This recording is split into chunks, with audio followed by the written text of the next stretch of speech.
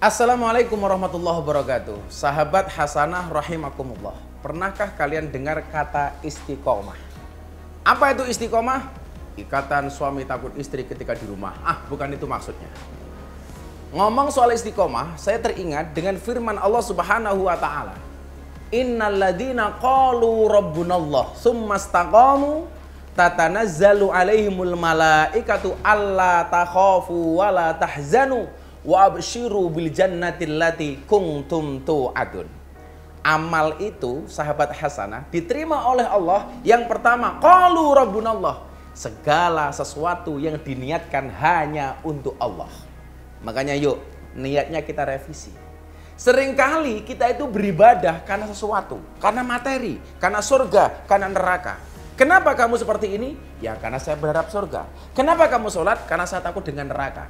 Pertanyaannya adalah, ketika Anda beribadah hanya karena berharap surga dan hanya karena takut dengan neraka, pertanyaan saya, kalau seandainya surga dan neraka tidak pernah ada, masihkah engkau beribadah kepadanya?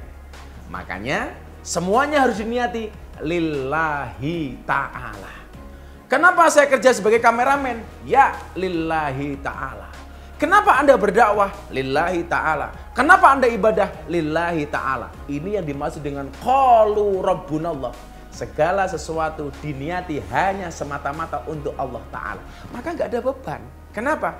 Karena kita beribadah semata-mata rasa cinta kita kepada Allah.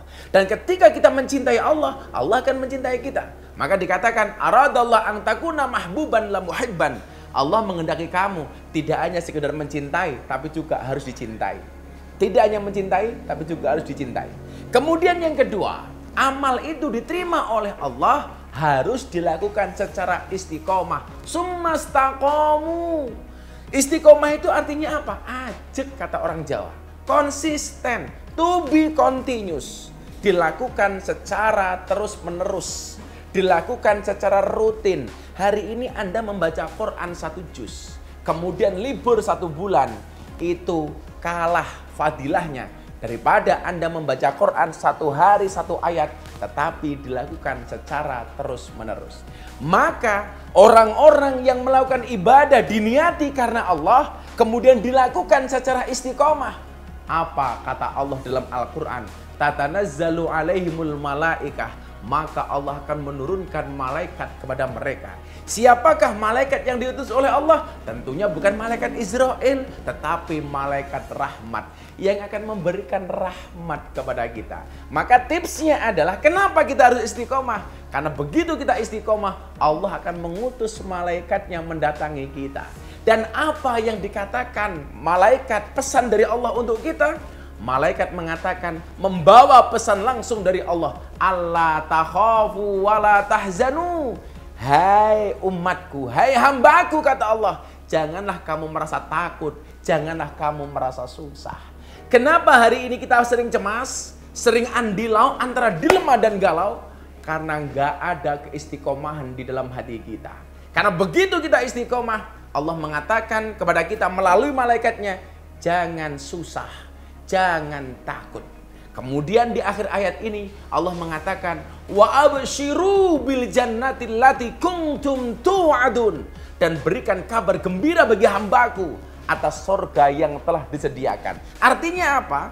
Ketika kemudian kita beribadah diniati karena Allah, kemudian kita lakukan secara istiqomah, kita nggak perlu berharap surga. Di situ Allah sudah menyediakannya. Kita nggak perlu berharap macam-macam. Di situ Allah sudah menjaminnya.